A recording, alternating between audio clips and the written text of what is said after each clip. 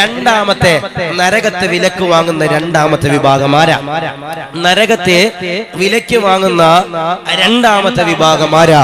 ആദരവാകുന്ന പ്രവാചകനാകുന്ന നബി തങ്ങൾ പറയുകയാ, നരകമെന്ന് പറയുന്ന ഏറ്റവും വലിയ അദാബുണ്ടല്ലോ, വിലക്ക് വാങ്ങുന്ന രണ്ടാമത്തെ വിഭാഗമുണ്ടല്ലോ. ആരെന്നറിയോ?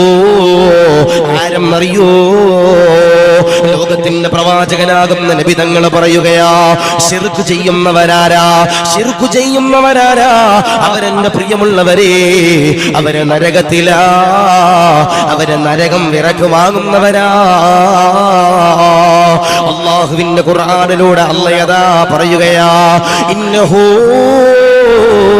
മൻ യുശ്രികു ബില്ലാഹി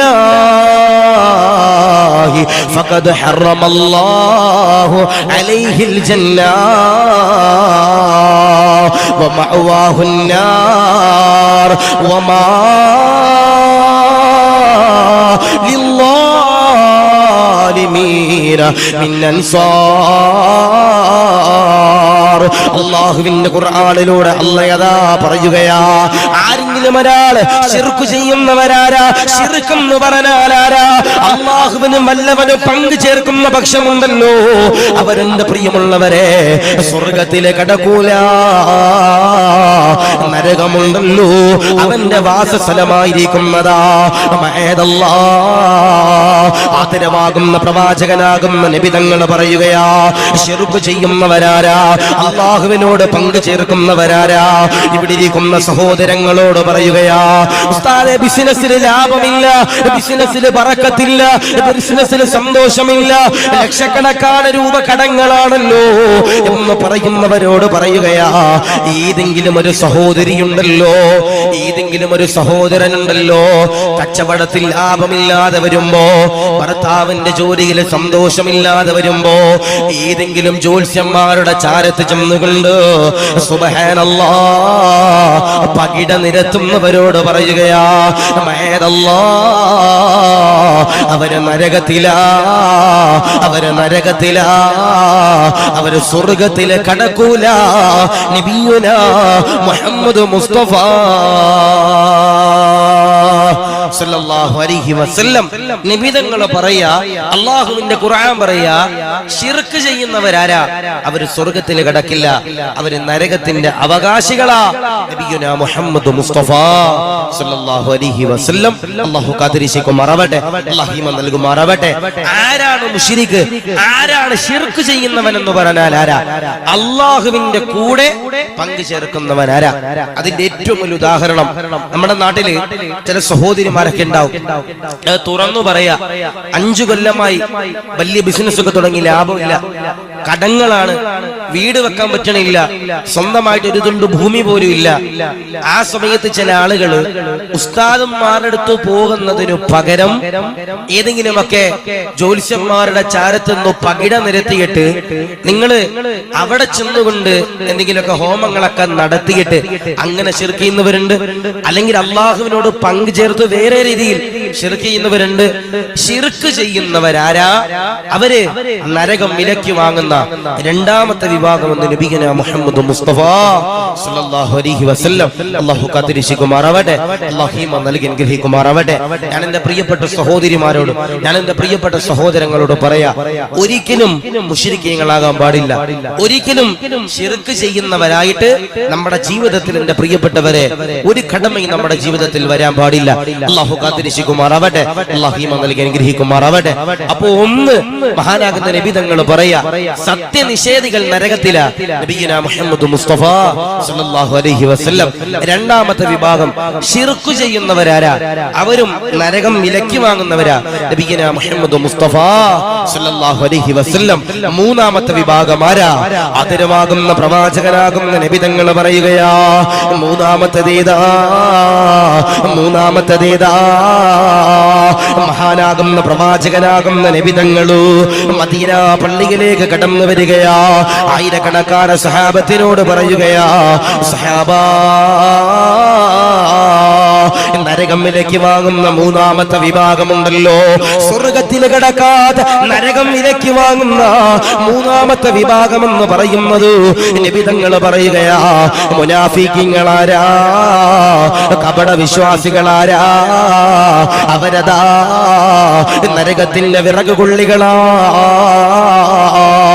അല്ലാഹുവിന്റെ ഖുർആനിലൂടെ അല്ലാഹ് പറയുകയാ, ഇന്നൽ മുനാഫിഖീന ഫീ ദർകിൽ അസ്ഫലി മിനൻ നാർ വലൻ തജിദ ലഹും നസീറാ. ആരാണോ മുനാഫിഖീങ്ങളാരാ, കപട വിശ്വാസികളാരാ, അവര് നരകത്തിന്റെ അടിത്തട്ടുകളിലാണ്, അവരിങ്ങനെ വെന്തുരുകുന്നതാണ്. അവർക്കതാ ഒരു സഹായമുണ്ടല്ലോ, ലഭിക്കുന്നതല്ല. വലം തജിദ ലഹു നസീറാ.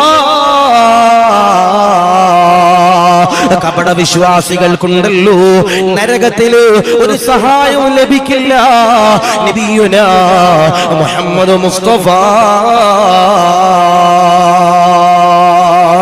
സല്ലല്ലാഹു അലൈഹി വസല്ലം മുനാഫിഖീങ്ങളാരാ, അവര് നരകത്തിലാ. നബിയുനാ മുഹമ്മദ് മുസ്തഫ സല്ലല്ലാഹു അലൈഹി വസല്ലം അല്ലാഹുവിന്റെ ഖുർആൻ പറയാ, വലം തജിദ ലഹും നസീറാ. ആ ഒരു വിഭാഗത്തില് കപട വിശ്വാസികൾക്ക് നരകത്തിൽ ഒരു സഹായവും ലഭിക്കില്ല. അല്ലാഹുവിന്റെ പരിശുദ്ധമാക്കപ്പെട്ട ഖുർആൻ അല്ലാഹു കാത്തിരിക്കുമാറാവട്ടെ, അല്ലാഹു ഈമാൻ നൽകി അനുഗ്രഹിക്കുമാറാവട്ടെ. കപട വിശ്വാസികൾക്ക് മുനാഫിഖീങ്ങൾക്ക് ഒരിക്കലും, എന്റെ പ്രിയപ്പെട്ട സഹോദരങ്ങളെ സഹോദരിമാരെ, അവർക്ക് അല്ലാഹുവിന്റെ നരകമുറപ്പ. അവർക്ക് ആ നരകത്തിൽ സുബ്ഹാനല്ലാഹ് അദാബുകൾ ഉണ്ടാകുന്നതാ, അവർക്ക് സഹായം ലഭിക്കില്ല. പരിശുദ്ധമാക്കപ്പെട്ട ഖുർആൻ പറയുമ്പോ ആരാ കപട വിശ്വാസികൾ, ആരാ കപട വിശ്വാസികളുടെ കടമകൾ ഏതാ, കപട വിശ്വാസിയുടെ ബാധ്യതകൾ ഏതാ, എങ്ങനെയാണ് ഒരാൾ എന്റെ പ്രിയപ്പെട്ടവരെ കപട വിശ്വാസിയാകുന്നതെന്ന് നമുക്ക് മനസ്സിലാക്കാൻ കഴിയും. അതിന് ഏറ്റവും ഒരു ഉദാഹരണം ഉണ്ട്. നമ്മള് ഒരു കാര്യം ചെയ്യാൻ പറഞ്ഞിട്ട് ചെയ്യാൻ പറയുമ്പോൾ ഏൽക്കുകയും അത് പിന്നെ ചെയ്യാതെ വരുമ്പോൾ അതൊരു മുനാഫിക്കിന്റെ അടയാളാണ്. ഇപ്പോ നമ്മൾ പറയാ, പള്ളിയില് അടുത്ത വർഷം ഇന്ന കാര്യത്തിന് വേണ്ടി ഇന്നത് കൊടുക്കണം, അതാരെങ്കിലും ഒരാൾ ഏൽക്കുക, അത് മനഃപൂർവ്വം കൊടുക്കാത്തൊരവസ്ഥയാണെങ്കിൽ സുബ്ഹാനല്ലാഹ് വഅദല്ലാഹ്, അതിന്റെ പ്രിയപ്പെട്ടവർ ഒരു കപട വിശ്വാസിയുടെ മുനാഫിക്കിന്റെ ലക്ഷണം. ഏറ്റിട്ട് അത് പിന്നെ കൊടുക്കാതിരിക്കുക. ഇപ്പൊ നമ്മളൊക്കെ ചില സ്ഥലത്ത് വയലിന് പോണ സമയത്ത്, പിരിവ് തുടങ്ങുന്ന സമയത്ത് ചില ആളുകള് ആദ്യം തന്നെ 50,000 10,000 അല്ലെങ്കിൽ ഒരു പള്ളി പണിയാൻ പോവാ, 10,000 സ്ക്വയർ ഫീറ്റ് ഒരു പള്ളി, ഒരു 1,000 സ്ക്വയർ ഫീറ്റ് ആർക്കെങ്കിലും കൊടുക്കാൻ കഴിയുമെന്ന് ചോദിക്കുമ്പോ ചില ആളുകളുണ്ട് കയ്യിൽ പൈസ ഒന്നും ഉണ്ടാവൂല. ചില ആളുകൾ എന്തെങ്കിലും ഷോ കാണിക്കാൻ വേണ്ടി, ചില ആളുകളുടെ പൈസ ഉണ്ടാവും ഷോ കാണിക്കാൻ വേണ്ടി, അല്ലെങ്കിൽ പേര് പറഞ്ഞ് കിട്ടുമല്ലോ, അല്ലെങ്കിൽ ആ ദുആ കിട്ടുമല്ലോ എന്ന് പ്രതീക്ഷിച്ചുകൊണ്ട് ആദ്യം തന്നെ വലിയ കാര്യത്തിൽ കൊടുക്കാമെന്നൊക്കെ പറഞ്ഞിട്ട് എന്ത് ചെയ്യും, 1000 സ്ക്വയർ ഫീറ്റ് ഏക്കും. അത് ഒരു വർഷം കഴിയുമ്പോൾ പള്ളി കമ്മിറ്റി എന്നിട്ട് പിച്ചക്കാര് കൈ നീട്ടണത് പോലെ ഇങ്ങനെ കൈ നീട്ടേണ്ട അവസ്ഥ വരിക. 1000 സ്ക്വയർ ഫീറ്റ് എപ്പോഴും തരിക, 1000 സ്ക്വയർ ഫീറ്റ് എപ്പോഴും തരിക, ഇറച്ചി എപ്പോഴും തരിക, അരി എപ്പോഴും തരിക, ഇങ്ങനെ കമ്മിറ്റിക്കാർ ഇറക്കേണ്ട ഒരു അവസ്ഥ വരുമ്പോ, അല്ല പള്ളിയിലെ ഉസ്താദ് ചോദിക്കുമ്പോ അത് തരത്തിലില്ല. പള്ളിപ്പണി നടക്കുന്ന സമയത്ത് 100 ചാക്ക് സിമന്റ് തരാമെന്ന് തലയിൽ തൊപ്പിയൊക്കെ വെച്ചിട്ട് വലിയ കാര്യത്തിൽ ഏറ്റെടുത്തു.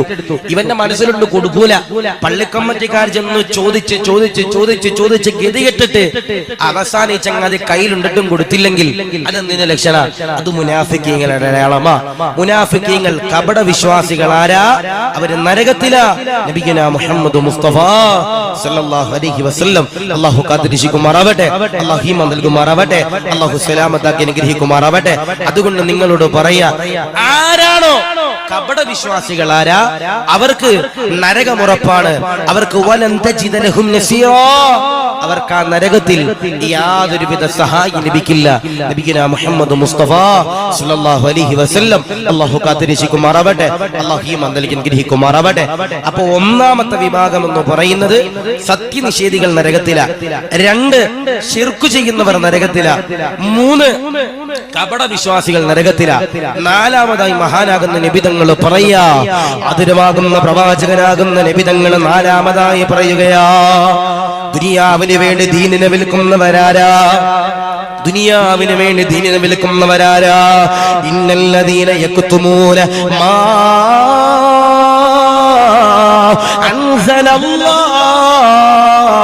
അൻസലല്ലാഹു മിനൽ കിതാബി വലാ യശ്തറൂന ബിഹി സമനൻ ഖലീലാ